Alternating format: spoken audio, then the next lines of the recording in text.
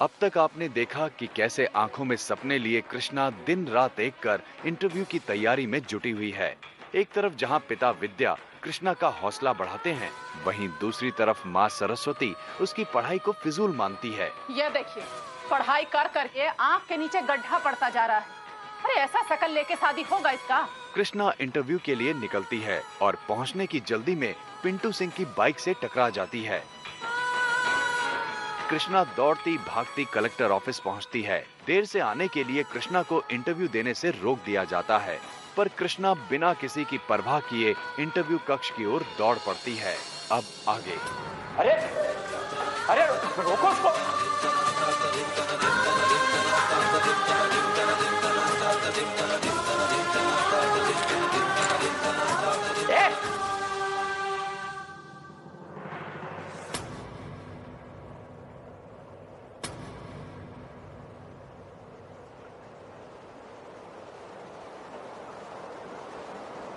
क्या हुआ दुबे जी? ये क्या तमाशा हो रहा है? सर ये देर से आई है सर, इसका तो नंबर भी चला गया है। हमने मना किया मगर ये अंदर चली आई।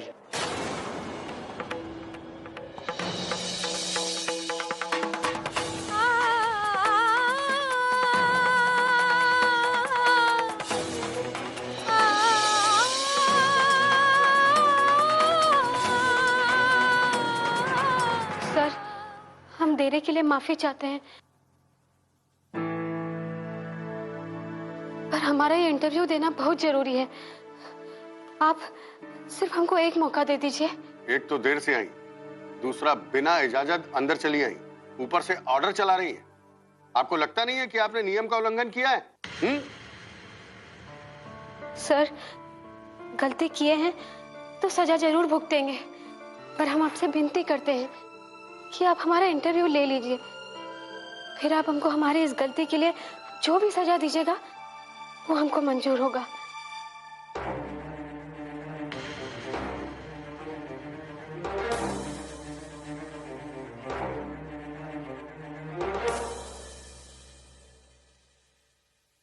बैठिए।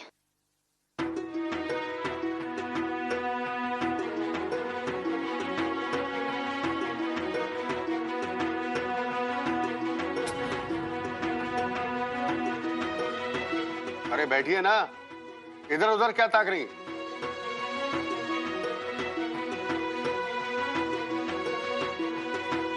तुम्हारा नाम?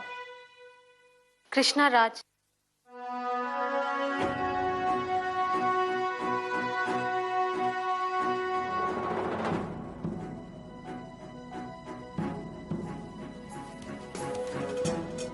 भगवान सबको एक ना एक दिन जरूर मौका देते हैं। जरूरत है उस मौके के लिए तैयार है।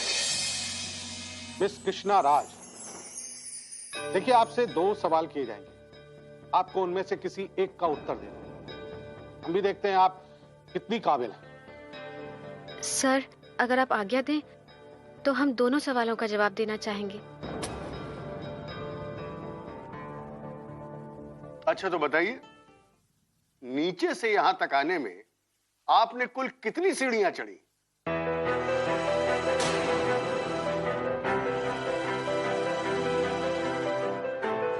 सर, नीचे से यहाँ तक आने में हम कुल 24 सीढ़ियां चढ़े हैं। तो क्या तुम भागते हुए सीढ़ियां भी गिन रही थी? सर, एक एक सीढ़ी हमारे लिए एक एक मील के बराबर था।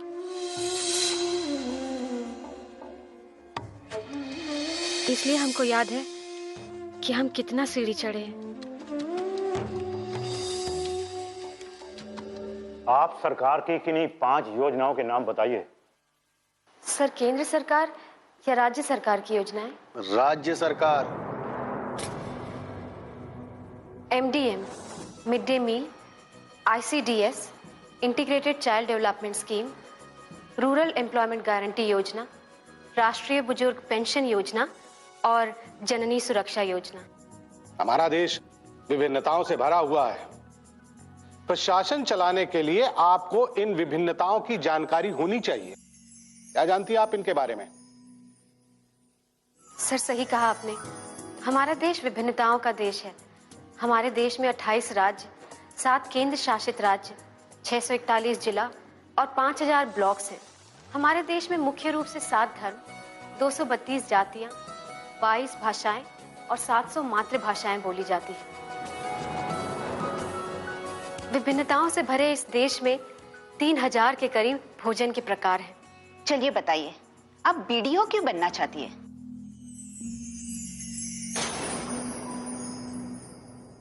मैडम, बीडीओ बनने का मुख्य वजह यह है कि हम जरूरतमंद और पीड़ित लोगों का मदद करना चाहते हैं। सरकार की योजनाओं को हम आम आदमी तक पहुंचाना चाहते हैं, विशेषकर महिलाओं और बच्चों तक। हमारे यहाँ महिलाओं का स्वास्थ्य और शिक्षा आज भी चिंता का विषय है। हम उस पर काम करना चाहते हैं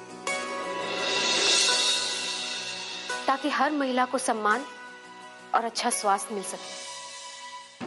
अच्छा लेक्चर दिया आपने महिलाओं पर, लेकिन पहले खुद का हालत तो देखिए। पाँव में चप्पल नहीं है, चेहरे पे 12 बज रहे हैं। अरे पहले खुद का उद्धार तो कर लीजिए। कृष्णा राज, आपने अभी महिलाओं के बारे में बताया। आप खुद एक महिला हैं और एक गरीब परिवार से आती हैं, तो आपको क्यों लगता है कि आप प्रशासन अच्छी तरह चला सकती हैं?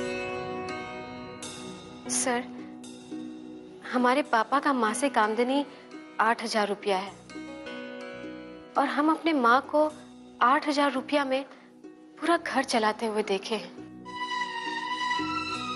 हम 5 बच्चों का पढ़ाई लिखाई से लेकर हम सबकी छोटी बड़ी जरूरतों को हमारी माँ उसी आमदनी में पूरा करती है। उनका व्यवस्था लाजवाब है। अगर हम अपनी शिक्षा किताबों से पाए हैं तो जीवन का समझ हमको अपने माता पिता से मिला है और हमको पूरा विश्वास है कि अपनी शिक्षा और समझ के सहारे अपने माँ की तरह हम एक अच्छा व्यवस्था चला पाएंगे। हमें तो ये मुमकिन नजर नहीं आता। आप जिस वर्ग से आती हैं, वहां लड़कियों की शादी जल्दी कर दी जाती है। शायद ऐसा ही कुछ आपके साथ हो। फिर क्या, चूल्हा चौका और बाल बच्चे। भला इन जिम्मेदारियों के साथ कैसे प्रशासन चला पाएंगी आप? हाँ?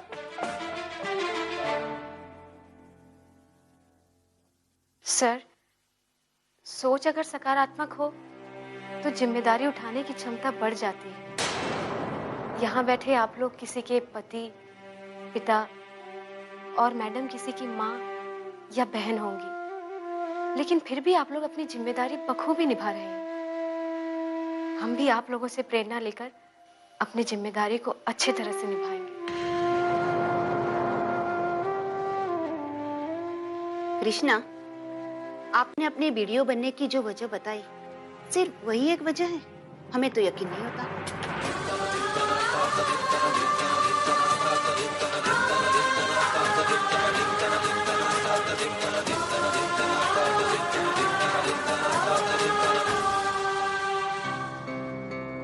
मैडम, हम अपना गरीबी का बात करके आप सबकी सहानुभूति नहीं लेना चाहते,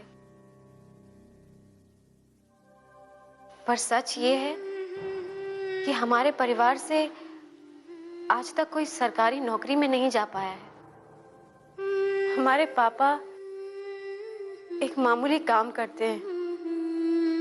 कमाने वाले पापा अकेले, बड़ा सा परिवार।